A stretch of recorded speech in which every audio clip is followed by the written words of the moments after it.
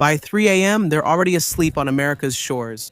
8 million people in New York City are already in bed, inside their apartments, in hospitals, in diners open until dawn, completely unaware of what is about to happen. At exactly 2:59 a.m. Eastern Standard Time at the Shahud Missile Test Complex in Sian Province, Iran, the cover of a missile silo slowly opened. What rose from the ground was a ballistic missile estimated to be carrying a warhead with a yield of 150 to 250 kilotons. Within 4 seconds of flight, trajectory analysis identified the target as Manhattan Island.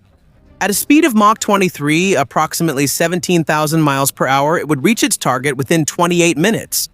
28 minutes is not enough time to evacuate a city with 8 million people. But it's more than enough if everything works for the United States to do something that no other country in the world can do. Now, what would really happen if Iran used a nuclear bomb? And it's targeting America? That's what we're going to answer. But before we start that, if you're new to our channel, please don't forget to subscribe so you'll always be updated with videos like this. Approximately 22,000 miles above the equator, the United States Space Force operates the Space-Based Infrared System, or SBIRs. These satellites are not looking at the sky. They're focused on the ground. Every inch of it constantly searching for one thing, and that is heat. Specifically, the infrared signature of the ignition of solid or liquid fuel from a ballistic missile. At exactly 2:59 a.m., Spurs detected the thermal bloom from Iran's launch in less than 2 seconds. In less than a second, the data was sent to Peterson Space Force Base in Colorado, and within the first 60 seconds of flight, the missile's trajectory was already confirmed. This was neither a test nor a satellite launch. The direction of the so-called kill chain is clear. The series of decisions made by humans and automated systems from detection to destruction begins immediately. At Fort Glade, Alaska, 4,000 miles away from New York, this is where the PNR is located. It is a sophisticated missile defense system created by humans. The ground-based mid-course defense system is specifically designed for this exact situation. An intercontinental ballistic missile during its mid-course phase, flying through the exosphere at the peak of its parabolic arc, above the atmosphere in the cold and silent expanse of space where there is almost no air. The Interceptor being launched does not carry a warhead, has no explosives, and has no blast radius. At its tip is a device almost the size and weight of a washing machine, and this is the Exo-Atmospheric Kill Vehicle, or EKV. It doesn't explode, it doesn't detonate, it collides. The EKV uses an onboard infrared seeker and guidance computer to find, track, and to chase the incoming warhead. And the math involved here is really mind-blowing. Two objects, both traveling at speeds of several kilometers per second in opposite directions, are calculated to meet at an exact point in space. A point that doesn't even exist yet when the Interceptor is launched. A point that exists only as a prediction, a calculation, a bet made by software and the laws of physics. The combined speed of this collision is about 10 kilometers per second, and the warhead and everything inside it are turned into fragments of shrapnel. A nuclear device that is extremely complicated and precisely prepared for the correct detonation sequence requires a perfect process to explode, and that process is now impossible. These debris will orbit the Earth for decades, and New York City will never know how close it came to disaster. No other country in the world has successfully deployed a mid-course ballistic missile defense system with this capability. Not Russia, not China, no one. The United States built this shield over 4 decades at a cost of more than $40 billion. And tonight, above the Arctic Circle, it worked. However, the interception, the saving of New York City, is only half of what will happen. The President of the United States was awakened at about 3:01 in the morning by the Chairman of the Joint Chiefs of Staff and the National Security Advisor, and the call lasted only 11 seconds. That was enough, and within 4 minutes, the President was already in the Presidential Emergency Operations Center, or PEOC, located beneath the East Wing.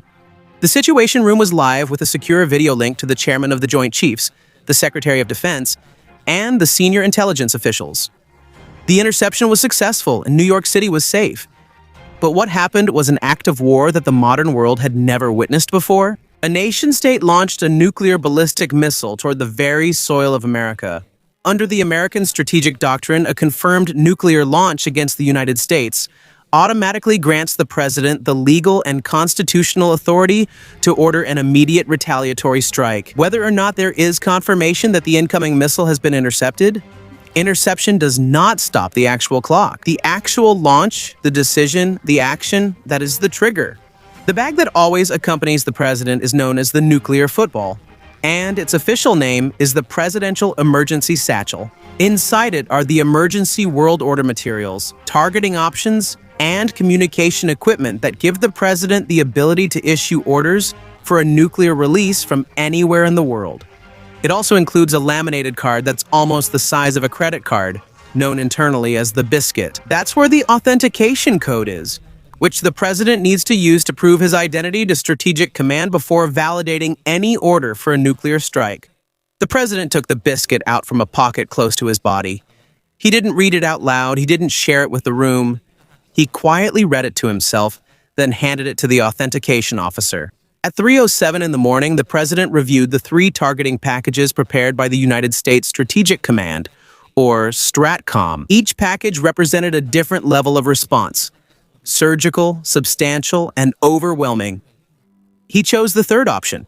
The order was sent to STRATCOM at Offutt Air Force Base, Nebraska, and from there it was relayed to the submarines, bomber wings, and theater commanders. The United States military did not argue, did not hesitate, it acted immediately. The B-2 Spirit stealth bomber has a wingspan of 172 feet and costs $2.1 billion each. There are 20 of them in the U.S. Air Force inventory. Tonight, several planes rolled out of their climate-controlled hangars at Whiteman Air Force Base. Its flying wing design, all curves and no sharp angles, was intentionally made to have a radar cross-section almost equal to that of a large bird. Tonight, the main mission of the B-2 is the hardest targets, those buried the deepest. After the collapse of the JCPOA and the following years of expansion, Iran's nuclear infrastructure included facilities hidden under mountains, and these are Fordo, Natanz, and Isfahan. These aren't just buildings, they're like underground cities made of reinforced concrete and have thick blast doors. There is a weapon in America's arsenal that was specifically designed for this. The GBU-57AB massive ordnance penetrator weighs 30,000 pounds and can penetrate up to 60 feet of hardened concrete. A B-2 can carry 2 of these, and no other plane in the world can deliver such a weapon to a defended target and survive. They will fly east, refuel from KC-135 and KC-46 tankers over the Atlantic, and reach Iranian airspace before dawn, undetected by any radar system owned by Iran. The Ohio-class submarine is perhaps one of the most powerful weapon platforms in the history of mankind. Each one has a displacement of 18,750 tons when submerged. Each of these vessels can carry up to 20 Trident II D5 ballistic missiles, and each Trident II can carry up to 8 independently targetable warheads with a range of 7,000 miles and accuracy measured in meters. At any given time, there are several Ohio-class submarines of the U.S. Navy on patrol. Their exact locations are among the most closely guarded secrets of America's national security. But tonight, the Trident II is not the main weapon of the strike package. The Ohio-class submarine has a secondary weapon, not as often discussed but no less lethal. 4 out of 24 missile tubes of each converted Ohio-class SSGN have been replaced with compartments for Tomahawk cruise missiles, allowing up to 154 Tomahawks per ship. Precision-guided, terrain-following, subsonic, but capable of striking within a few meters. They will reach the target in less than 2 hours. They carry conventional high-explosive warheads, but in this strike package, their role is suppression. Their targets include command and control nodes, air defense radar sites, the communication hub, and early warning systems. Before the heavier weapons arrive, the Tomahawk will first cut off the eyes and ears of the target. And in every dimension of the strike, this is what the leadership of Iran fears the most, wherever they are hiding right now. The United States does not make public which of their submarines are carrying ballistic missiles while on patrol. Iran knows where these are, and they are not allowed to find out. By the time Iranian radar detects the first Tomahawk, the ballistic missiles could have already been in the air for 20 minutes. At around 6:17 in the morning, Tehran time, the first wave of Tomahawk cruise missiles hit their targets. The Iranian integrated air defense system was still partially operational, but after 4 minutes, it stopped functioning. The radar installations in Bushehr, Isfahan, and the northern approaches to Tehran were destroyed. 17 nodes of the fiber optic command network connecting the IRGC's air defense batteries were simultaneously cut. The Iranian air defense operators had almost no reaction time, and from a practical standpoint, it was zero. The Fordo fuel enrichment plant is buried under a mountain. There are 80 meters of rock and reinforced concrete above its main chambers. Iranian engineers spent many years and billions of rials to make it impervious to conventional airstrikes. But that was not enough. Just 2 GBU-57 massive ordnance penetrators dropped in succession were enough. The first one pierced and weakened the rock. The second one followed the tunnel created and exploded right inside. Natanz, Iran's main uranium enrichment facility, has an 8-meter concrete roof and is buried another 8 meters underground. And for this, the GBU-28 bunker busters were designated. 6 of them were dropped simultaneously in a coordinated ripple pattern, and they reached the centrifuge hall. The 19,000 advanced centrifuges that Iran had built over 2 decades stopped operating at around 6:23 in the morning. In Iran, the headquarters of the IRGC Aerospace Forces was also targeted, the branch responsible for the ballistic missile program that launched the attack on New York. 2 of these were specifically designated for the main building, and 1 for the backup command facility located 4 kilometers to the east. According to Iran's military doctrine, the location of the secondary command post is classified. American signal intelligence discovered it 11 months before the incident. The Sashid missile test complex, which was the very source of the attack on New York, was given a different kind of weapon.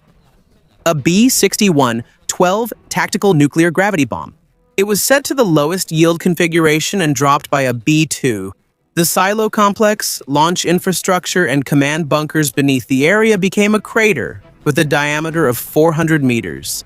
From the first Tomahawk strike to the final weapon drop from the B-2, the entire operation took only 41 minutes. Iran's nuclear program, its strategic intercontinental missile infrastructure, its integrated air defense architecture, and its main military command nodes were effectively eliminated before the Iranian government could even issue a clear public statement. Iran's population remains, its cities remain, its civil infrastructure remains. This is not an attack against the citizens. It is a surgical, though extremely powerful, strike against a military and nuclear apparatus that has just committed the gravest act of aggression by a state in the nuclear age. The difference is very clear, it is documented, and it will be explained in detail to the international community. The people in New York, they don't know, and perhaps they will never fully understand how close they were to disaster. They will read about it in the news, they will see it in the headlines. But the real struggle was the 28 minutes between life and destruction, the EKV, the cold and silent expanse of space. The mathematics that saved them will remain only in classified briefings, and in the memories of the men and women who experienced it in real time. Mutually assured destruction, or MAD, was the doctrine that prevailed during the Cold War for 40 years. Its logic was simple and brutal. If both sides could destroy each other, neither side would start a war. The deterrent was the threat, and the threat was only credible if the capability was real. The scenario you witnessed was hypothetical, a simulation, a war game run by professional strategists and defense experts, with one variable that no enemy should ever ignore. The United States is the only country that has combined its nuclear sword with a real missile defense shield. The interception capability at Port Greeley, along with the Aegis ballistic missile defense system deployed on dozens of ships around the world, and the THAAD batteries positioned in various regions, those are the main points. Attacking the very soil of America with a ballistic missile is not just self-destruction. It's uncertain, and there's a real possibility that your weapon might not even reach its target before the counterstrike arrives. That's the simplest of all invented deterrents. You might fail, and most likely you will fail. And if anyone tries, America will respond. The shield exists so that the sword doesn't have to be used. And the sword exists so that anyone who looks at the shield will understand what's behind it. And tonight, it worked. What do you think about today's video? Let us know in the comments. And before we end, if you're new to our channel, subscribe now and we'll see you again in our next video.